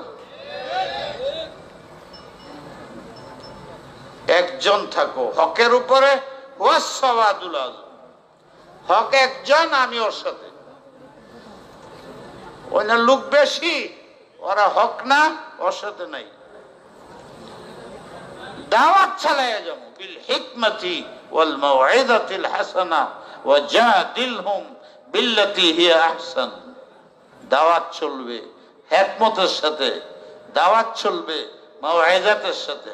আর যখন যুদ্ধ আসবে তখন দাওয়াতের হিকমত চলবে না, ওইটি আরেক জিনিস। ওখানে সিদ্ধান্ত, কথার মধ্যেও চেতা, অস্ত্রের মধ্যেও চেতা। তুরহিবুনা বিহি আদুওয়াল্লাহ, এই পরিমাণ মার্কাজ থাকবে, ক্ষমতা থাকবে, অস্ত্র থাকবে। কাফেরদের সাথে যুদ্ধ যখন করব, হাতও চলবে, লাঠিও চলবে, মুখও চলবে, চিল্লা হবে, সব ঠিক। ওখানে শক্তি প্রদর্শন হবে, কিন্তু এইখানে না, তালিমে না, তরবিয়তে না। এখানে মাদ্রাসায় চলবে শফকত, মোহাব্বত। ছেলেরা বুঝবে যে আমরা যাই ছিলাম, আমরা যাই এলেম শিখছি উস্তাদের কাছে শিখছি, নাহলে জাহান্নামে যেতে উস্তাদদের। আর এই ছাত্রদের এই ভাবটা নিতে হইলে উস্তাদকে সাংঘাতিক শফিক হইতে হবে, মোহাব্বত করতে হবে ছাত্রকে। ছাত্র যেন উস্তাদের কথার বাইরে না যায়, তার আখলাক, চরিত্র, তার আমল, ইখলাস, সুন্নতের ইত্তেবা দেখলে ছাত্র, উস্তাদ যদি যোগ্য কম হয়, ওর জন্য ছাত্র পাগল হয়ে যায়। ছাত্ররা যেন বুঝে আমার উস্তাদ আল্লাহওয়ালা, মুসলমানরা যেন বুঝে ইনি আল্লাহওয়ালা, আর তুমিও নিজে আল্লাহওয়ালা হও। আবু জাহেলের সাথে মিলে না যাতে, তোমার চেহারা যেন আবু বকর সিদ্দিকের সাথে মিলে, উমর ফারুক সহ সাহাবায়ে কেরাম, তাবেঈন, আইম্মায়ে মুজতাহিদিন, সাহাবায়ে কেরামের উপরে এরা এবং উলামা ওয়ারাসাতুল আম্বিয়ার সাথে তোমার সংস্কৃতি, আদব, আখলাক, চরিত্র, লেখাপড়া সব বুঝে।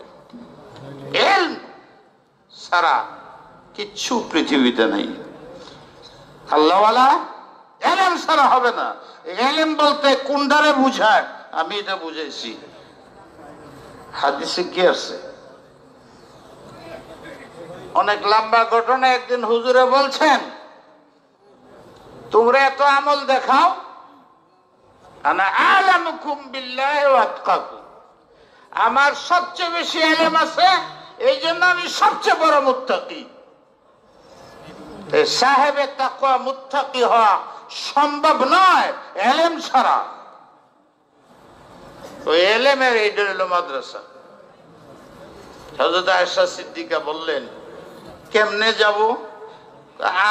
আপনি জান্নাতে যাবেন, আপনার আমলের দ্বারা যাইতে পারবেন না?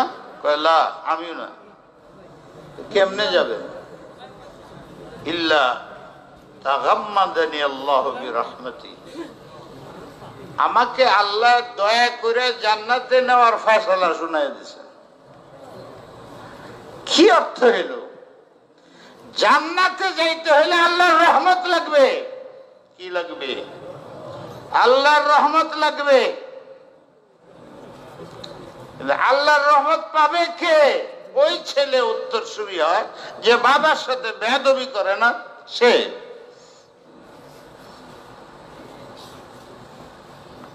আল্লাহর সাথে যদি আপনি বেয়াদবি না করেন, গুনাহ না করেন, নাফরমানি না করেন, তাহলে ওনার রহমত আপনার দিকে আসবে।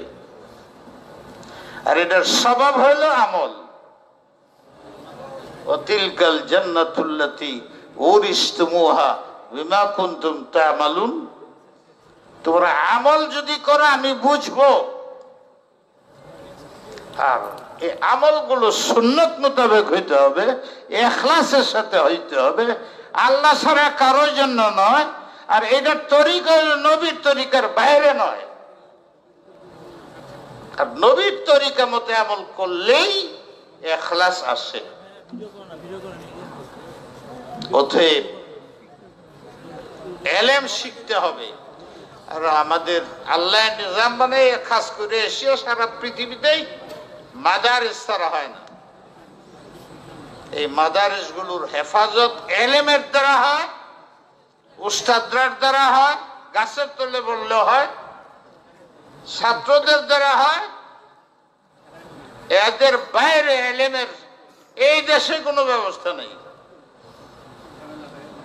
আর এদেরকে টিকা রাখবে দেশের জনগণ, আপনারা। চতুর্দিক দিয়ে মাদ্রাসাকে খতম করার জন্য যা কিছু হয়, এটার জন্য আপনাদেরকে রুখে দাঁড়াইতে হবে। ঠিক না বেঠিক? ঠিক না বেঠিক? আল্লাহ পাক আমাদের আমলের তৌফিক দান করুন। মান সান্না সুন্নাতান হাসানাতান ফালাহু আজরুহা ওয়া আজরু মান আমিলা বিহা ওয়া মান সান্না সুন্নাতান সাইয়্যাতান ফালাহু ভিজরুহা ওয়া ভিজরু মান আমিলা বিহা। যে নেকির কাজ করবা, তাআবানু আলাল বিররি ওয়াত তাকওয়া, আর তোমার দ্বারা 1 কোটি মানুষ নেকির কাজ করে, সব তুমি পাবে।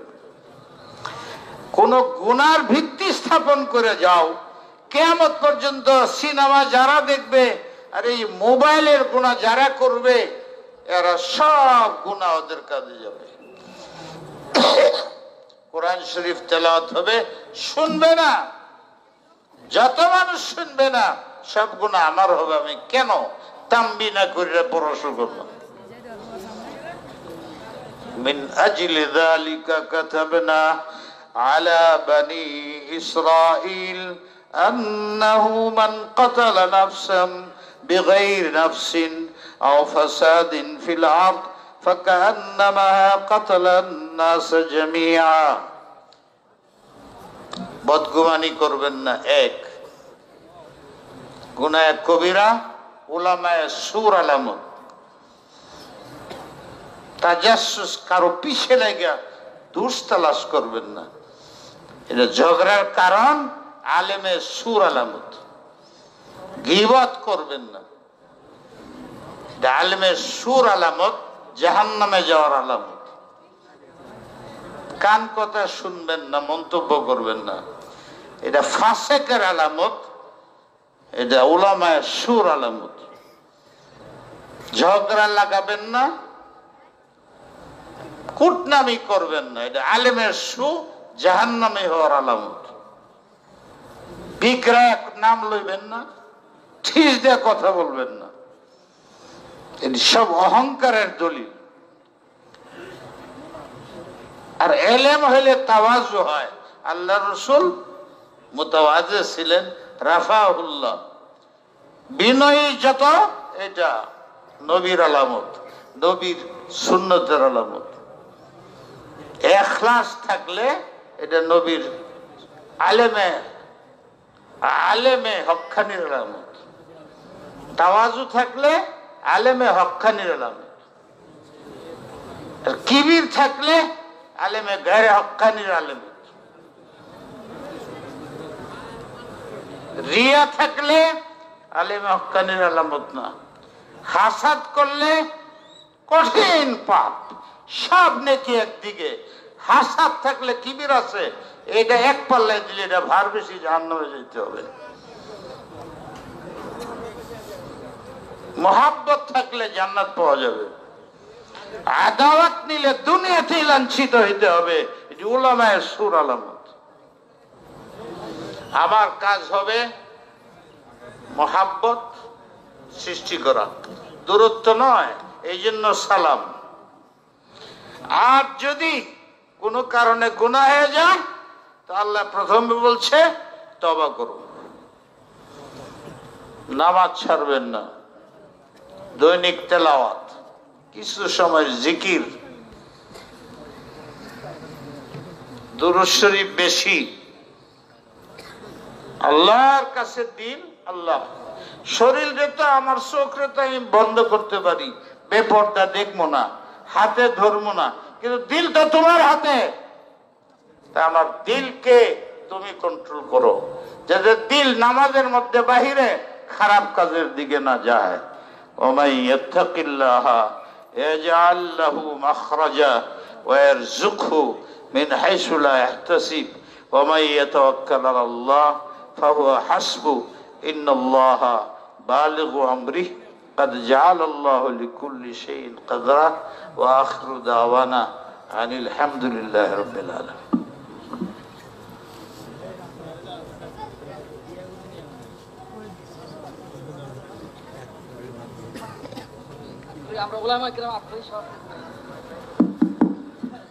আলহামদুলিল্লাহ, আমরা হযরতের কাছে দরখাস্ত করছি বায়াত হওয়ার জন্য। তো আমরা দুদিক থেকে দুইটা রুমাল ছেড়ে দেই। আর বিসমিল্লাহির-রহমানির-রহিম। আলহামদুলিল্লাহি নাহমাদুহু ওয়া নাস্তাঈনুহু ওয়া নাস্তাগফিরুহু ওয়া নু'মিনু বিহি ওয়া নাতাওয়াক্কালু আলাইহি ওয়া নাউযু বিল্লাহি মিন শুরুরি আনফুসিনা ওয়া মিন সাইয়্যাতি আ'মালিনা। من يهده الله فلا مضل له ومن يضلله فلا هادي له ونشهد أن لا إله إلا الله وحده لا شريك له وأشهد أن محمدا عبده ورسوله أما بعد فأعوذ بالله من الشيطان الرجيم بسم الله الرحمن الرحيم يا أيها الذين آمنوا اتقوا الله حق تقاته ولا تموتن إلا وأنتم مسلمون واعتصموا بحبل الله جميعا ولا تفرقوا واذكروا نعمة الله عليكم إذ كنتم أعداء فألف بين قلوبكم فأصبحتم بنعمته إخوانا يا أيها الذين آمنوا اتقوا الله وكونوا مع الصادقين إن الذين يبايعونك إنما يبايعون الله يد الله فوق أيديهم فمن نكث فإنما ينكث على نفسه ومن أوفى بما عاهد عليه الله فسيؤتيه أجرا عظيما. আমার সাথে পড়ুন বিসমিল্লাহির রহমানির রহিম। লা ইলাহা ইল্লাল্লাহ মুহাম্মাদুর রাসূলুল্লাহ আশহাদু আল লা ইলাহা ইল্লাল্লাহ ওয়াহদাহু লা শারীকা লাহু وأشهد أن محمدا عبده ورسوله. আল্লাহ পাক আমি আমার জীবনের জানা অজানা সগীরা কবিরা সমস্ত গুনাহ থেকে ইয়া আল্লাহ খাঁটি মনে তওবা করিতেছি, আমার তওবা কবুল করেন। আল্লাহ পাক, আমি ওয়াদা করিতেছি, আহাদ করিতেছি,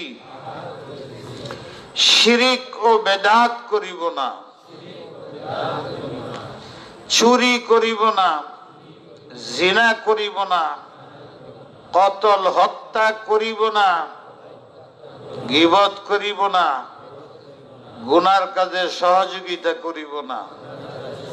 আল্লাহ পাক, আমি ওয়াদা করিতেছি 5 ওয়াক্তের নামাজ জামাতের সাথে আদায় করিব,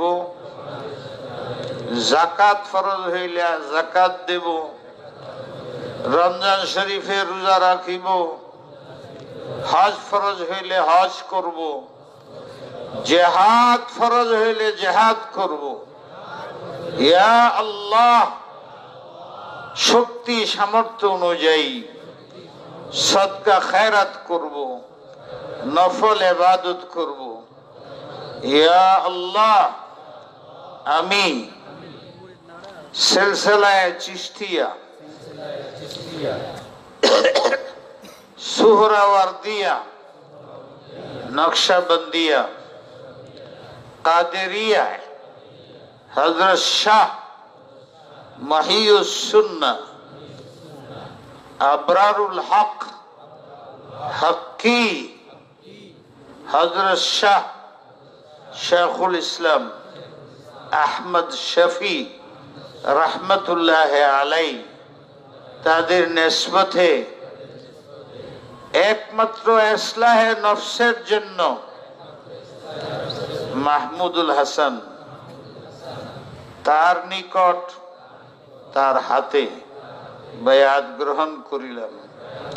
এই বায়াতকে আমার ইসলাম সবব বানায়া দাও। এই সিলসিলার বুজুর্গানে দিন তাদের সমস্ত হুকুক আদায় করার তৌফিক দাও। এমন কোনো কাম না করি যার দ্বারা ওনাদের বদনাম হয়, সিলসিলার বদনাম হয়। ইয়া আল্লাহ, তাদের ফুয়ুজ ও বারাকাতের দ্বারা আমার সিনাকে নূরান্বিত করিয়ে দাও, মারিফতের খাজানা বানিয়ে দাও। মৃত্যু পর্যন্ত ঈমান ও আমলের উপরে, শরীয়ত ও সুন্নতের উপরে ইয়া আল্লাহ সিরাতুল মুস্তাকিমের উপরে ইস্তেকামত দান করো। যখন মৃত্যু হয়, মৃত্যু তো হবেই, ঈমানের শহীদ হয়। ইয়া আল্লাহ, রাসূল পাক সাল্লাল্লাহু আলাইহি ওয়াসাল্লাম খাতামান নবিয়্যিন সাইয়্যিদুল মুরসালিন,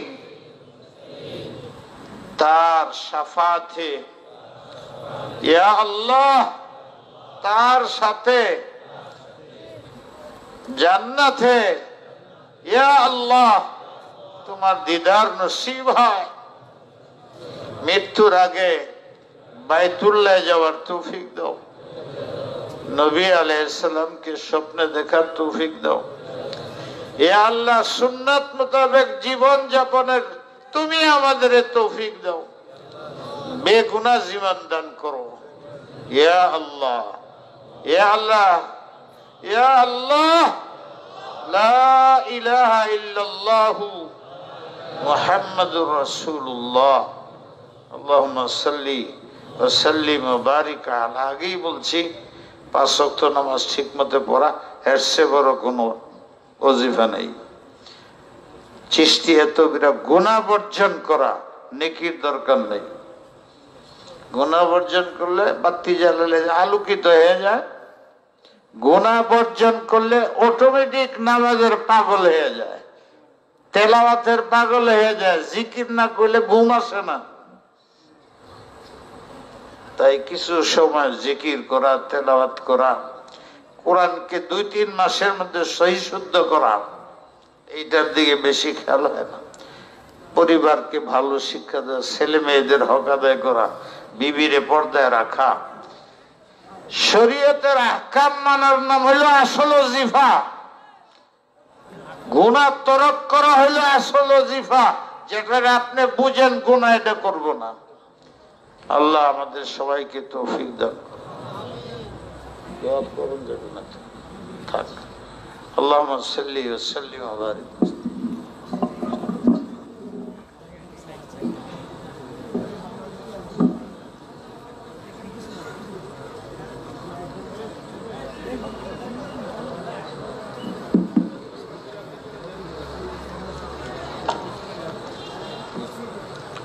সম্মানিত সুধী,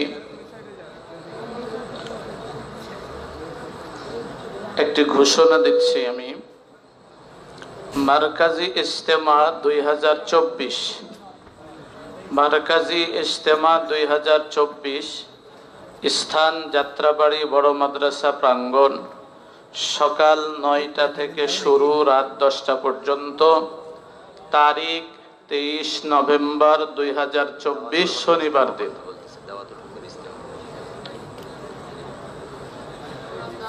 মজলিসে দাওয়াতুল হক এর ইজতেমা, মজলিসে দাওয়াতুল হক এর ইজতেমা 23 নভেম্বর 2024, শনিবার। স্থান যাত্রাবাড়ি বড় মাদ্রাসা প্রাঙ্গণ। যারা পারি সেখানে যাওয়ার চেষ্টা করি ইনশাআল্লাহ। সম্মানিত ভাইয়েরা, আমরা আগে জেনেছি আমাদের মেহমান আল্লামা ফরিদ উদ্দিন আল মুবারক হযরত আমাদের মাঝে উপস্থিত আছেন। এজন্য আমরা মজমা না ভেঙে বসে পড়ি। হাটহাজারী মাদ্রাসার মুফতি ও মুহাদ্দিস হযরত মাওলানা হুমায়ুন কবির সাহেব দামাত বারাকাতুহুম আমাদের মাঝে উপস্থিত আছেন। আমরা মজমা না ভেঙে মজমার মধ্যে জমে জমে বসে পড়ি ইনশাআল্লাহ।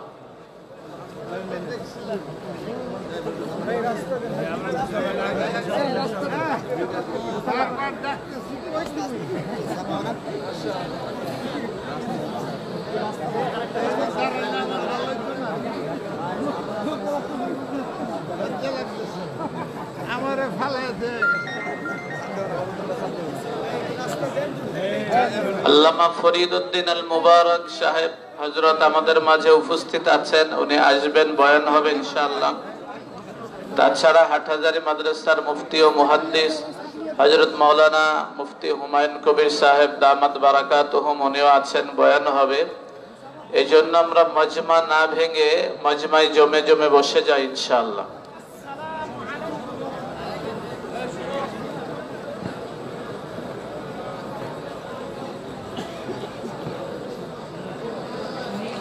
যারা মুসাফা করার জন্য চেষ্টা করছি, মেহেরবানি করে কষ্ট না দিয়ে রাস্তা ফাঁকা করে দিলে ভালো হয়।